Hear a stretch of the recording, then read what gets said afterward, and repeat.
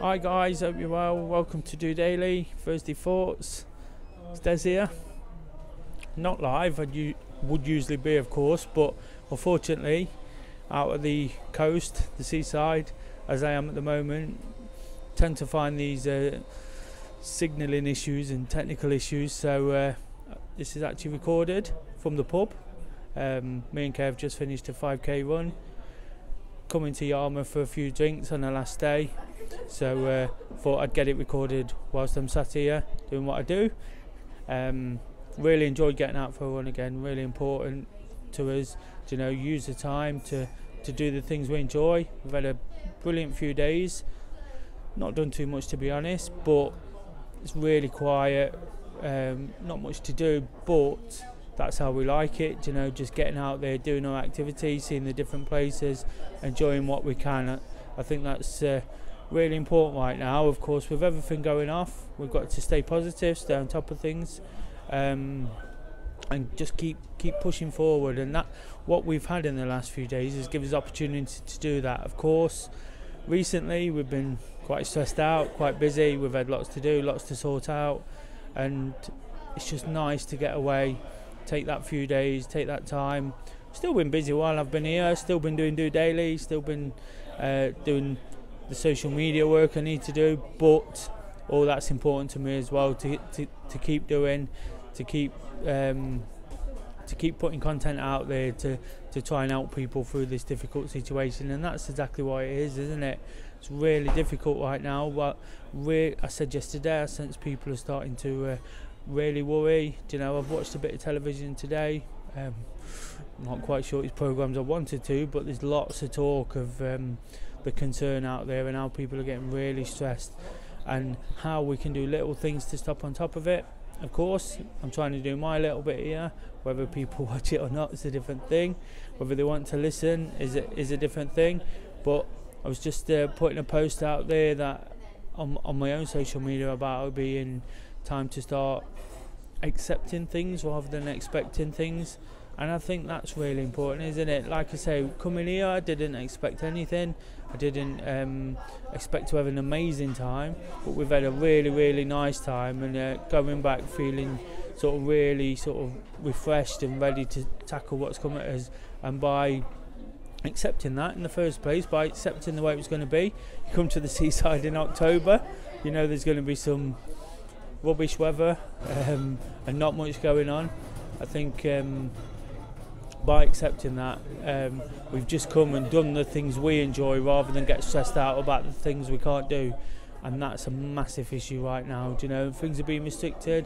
It's always hard to go back. Everybody wants to come out of this situation, wants to come out of it better than when we went in, but for now we've got to accept what's been thrown at us, and just keep moving forward, keep doing the things we can do. There's so much that's not being stopped. It's really important. On to the questions. Like I say, got a couple coming today. I think there's really good questions, to be honest, but I'm not live, like I said. I'm actually from that local well-known cheap chain of pubs that we tend to use quite often at the end of a run. I'm sure the running community will know exactly where I mean about that. But straight into the first one. It comes from Joe. Is there anything you did learn about yourself during the first lockdown that you'll do this time around? Well, I've just touched on some of it there, to be honest, Joe. Some of the things I've been doing just recently, knowing full well that lockdown was coming up again, getting out there, getting into the fresh air. I've not ran so much, and I've not ran so much because of the marathon, but that was pretty similar to the first lockdown where I wasn't running because I was injured. So getting in my walks, really making the most of that. Whilst running is my real passion, I say that all the time, it's really important to get out there and get some walks in, and for slightly different reasons, because I've felt tired, perhaps let the situation get on top of me a little bit too much at times as well. It was important for me to get out and get some walks in, go to different places in a safe manner, doing the right thing all the time, and just keep taking that on board. So that's one of the biggest things I've done. But I think the biggest is DOdaily. Do you know that thing about learning, like that thing about putting out in terms of sort of trying to advise and help people.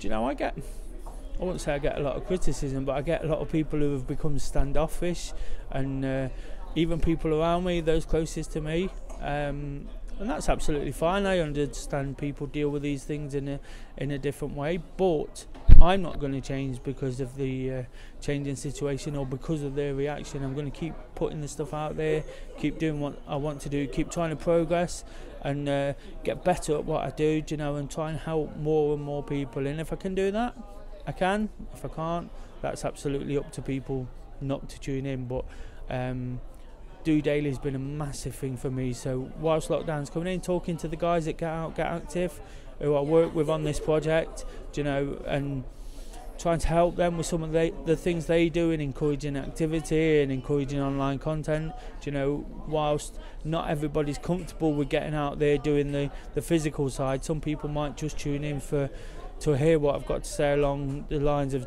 how we can help ourselves. Having those conversations with them, that they're really sort of keen to keep this going, you know, and keep pushing forward in terms of getting that message across, knowing full well that it's not a short-term fix. So for me, the biggest thing I learned was to sort of start doing things for myself, you know, whether it was the walking because I couldn't run, or whether it's DOdaily because it's something I quite fancied. You know, I made a few little videos from the start of the new year up until the initial lockdown, but now it's something I do every day and really look forward to doing it and really want to pass that message on, whatever the sort of reaction to it is. So that's absolutely fantastic. Thanks for the question. A question from Dawn, a regular of course. If you could put yourself, oh sorry, I was reading the next question there. If you had to describe yourself to someone you'd never met, which 3 words would you use? Well, to be honest, Dawn, not quite. I'll give that a bit of thought in a second. But one thing I've learned by doing this is not to get too stung up on what people say. Like I've just said there, some of the closest people to me, some of the people I possibly hope would support a little bit more, don't. So what I've learned is, what I've done is built that bit of resilience, got a bit thicker skinned, I guess, you know, just to not worry too much about what people are saying, what people are thinking. I've got a bit of a mission here, a bit of a plan to do what I want to do. I've got a goal going forward.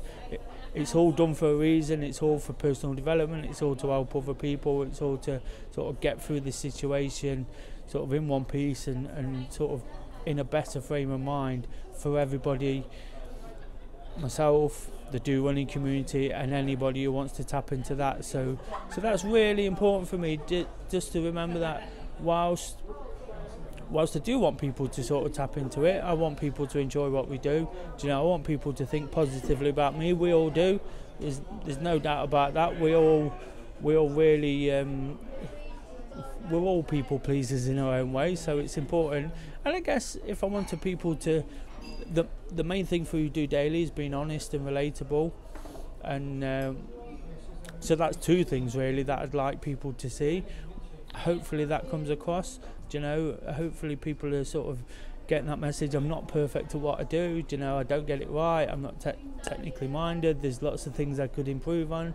I understand that, but that honesty and relatability is really important. So if people can pick up on that, if people can pick up on the fact that I'm determined, you know, those people who might question it, who might not be buying into it, they need to realise that I'm determined and I'm going to keep doing this, do you know, and it's really, really important to me. So I guess that's the 3 things, do you know, that honesty, relatability, do you know, and being determined.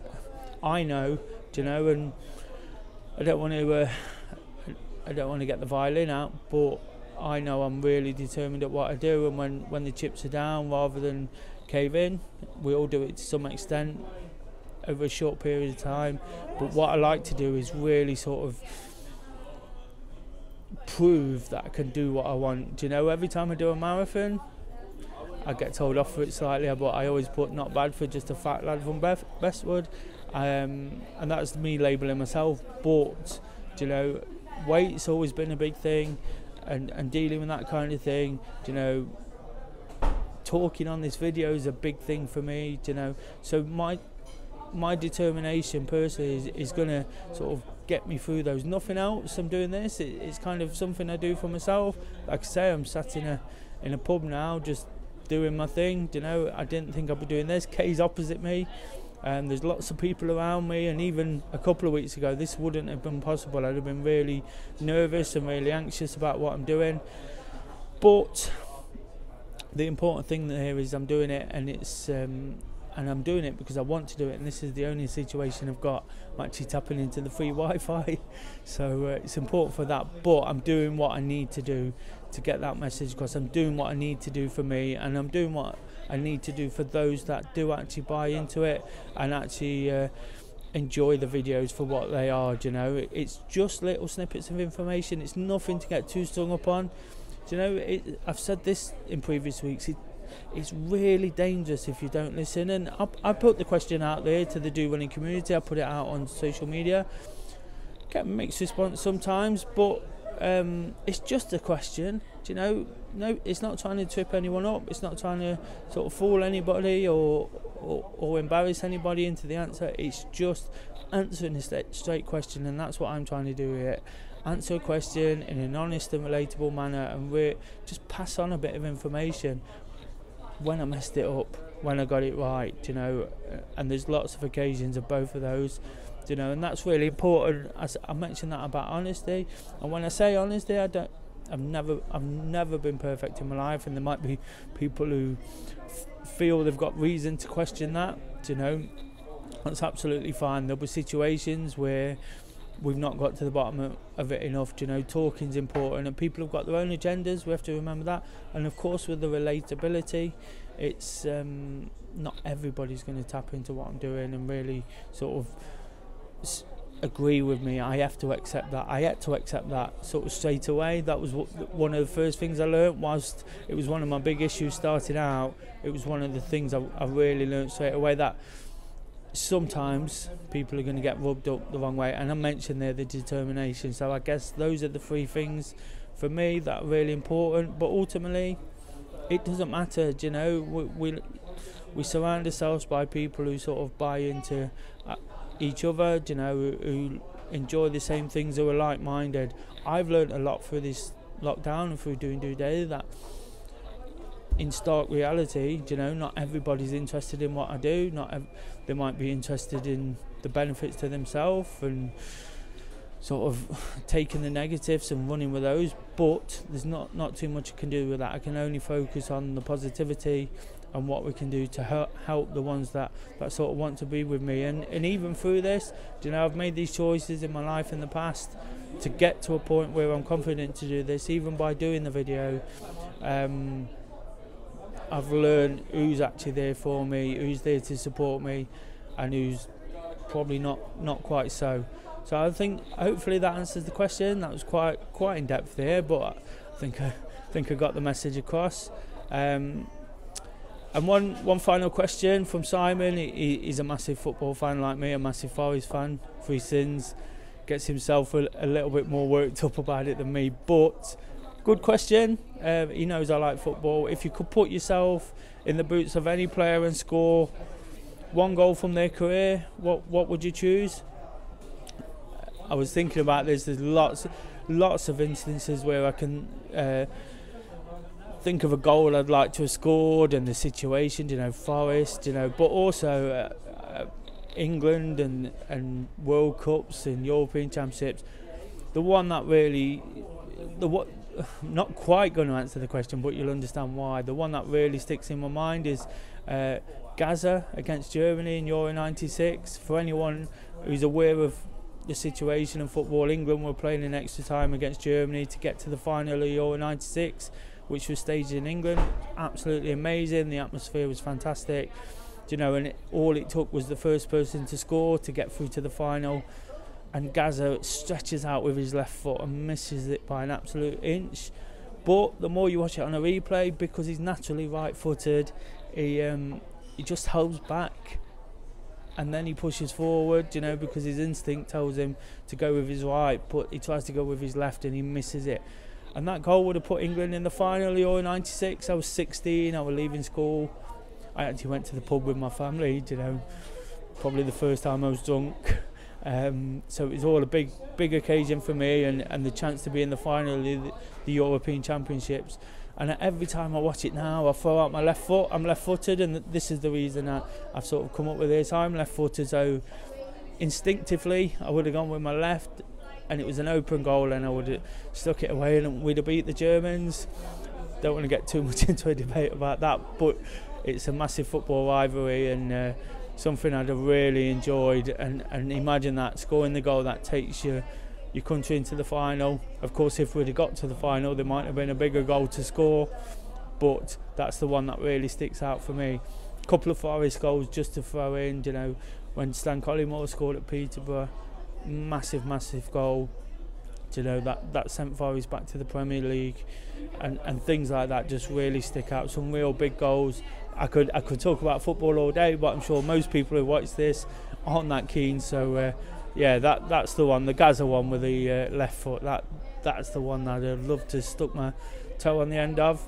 But great question, Simon. That's the kind of thing we want. You know, it's supposed to be light-hearted. It's supposed to, if I can get a bit of humour into it. You know, I'm no comedian, but it's supposed to be a bit of light-hearted fun, not too serious. I think when I ask people for the questions, they think, oh God, what does he want? But it's not about that. It's about anything. Do you know? And that leads on nicely to last week. Simon Morgan asked about my favourite movie and what's the one I keep going back to. He of course mentioned Chitty Chitty Bang Bang when he needs a few minutes, when he needs to sort of recharge the batteries and forget about everything. That's what he goes back to. He loves to get on the sofa. I promise the answer to mine might be a bit boring. Again, I mention it quite a lot, but the Rocky films, I love that kind of rags to riches, that getting up off the canvas, you know, in the last minute.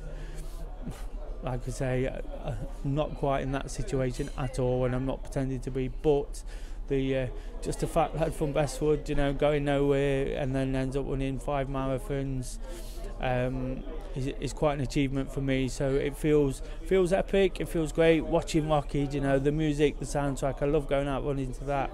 It's always the ones I go back to, you know. Fantastic series of films, we all know, back in the 80s. Just like Simon, something from his childhood, and asking people to answer that question, it was really interesting because lots of people kind of went back to childhood and things they really enjoyed then. You know, Dawn said she liked Beverly Hills Cop 3 because of Axl Rose and Uncle Dave. They were just brilliant, made her laugh, funny, you know, and that's what it's about, isn't it? It's about going back to those films, switching off for a couple of seconds.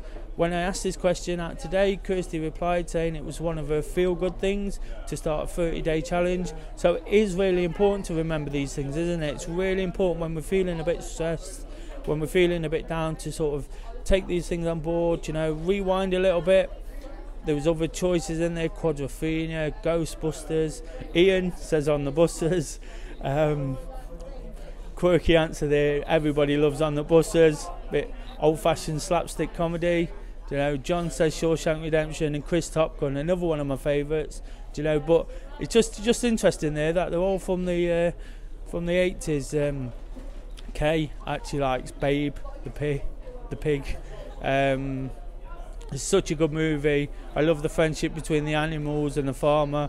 And when Babe says that'll do, pig, I might have to watch it myself because I don't know what she's on about there. She's looking at me now over the phone, and as if I should know what I'm talking about. But there you go. Anyway, it's one to watch. And great answer from that one on Ben. He says he's recently watched. He's not really got a favourite from the past, but last year he watched The Best of Enemies. It's an incredibly inspiring true story of civil rights activist Ann Atwater and the Ku Klux Klan.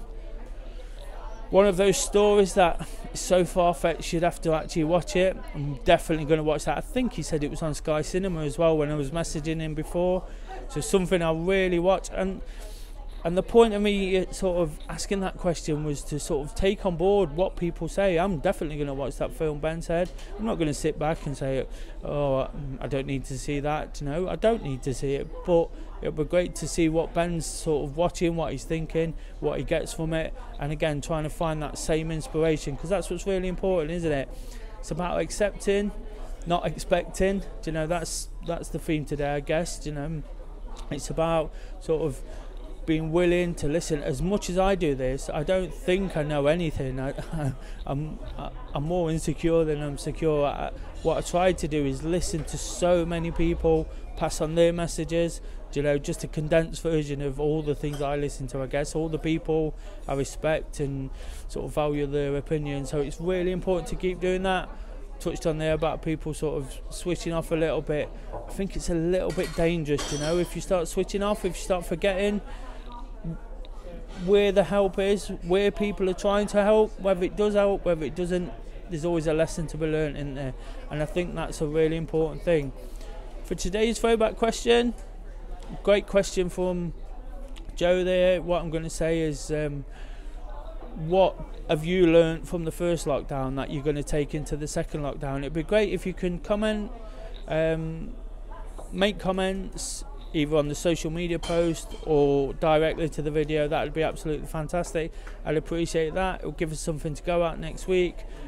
What I'm looking to do is keep us going, keep us getting more and more positive despite the situation that's been thrown at us. Do you know, the more we can work together, do you know, again, just quickly, something before I go, something I saw on the television today was people saying that last time everybody came together, and this time it feels like everybody's questioning each other, and that's not what we need to do, is it? Be responsible for yourself, be responsible for your own actions. The more you question others, do you know, you're just going to get yourself wound up, you're going to be running off the negativity. Do you know, it's important to know you've done the right thing, to be confident you've done the right thing, and to be confident you're going to do the right thing. And if you're going to do that, we'll all get through it. The situation's not going away quickly, we know that, do you know, so it's time to accept it, move forward, and keep being positive.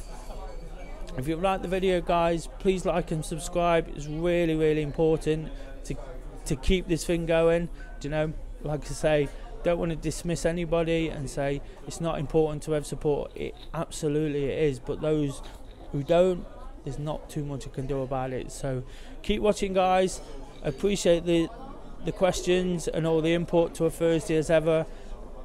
It's what makes it happen. I'll be back in the morning with one of those little places we found just up the coast. Going to go for a walk, bright and early, possibly be dark when we set off, but with the seaside location, the east facing location, we might get pretty good sunset as well if it's not too cloudy and rainy as that has been so far. So I'll be back for Wake Up to Walk. Hopefully you can join me over your breakfast and tune into that. Like I say, like and subscribe, take a look on social media for what's coming up, and we'll keep just doing it together. Cheers, guys.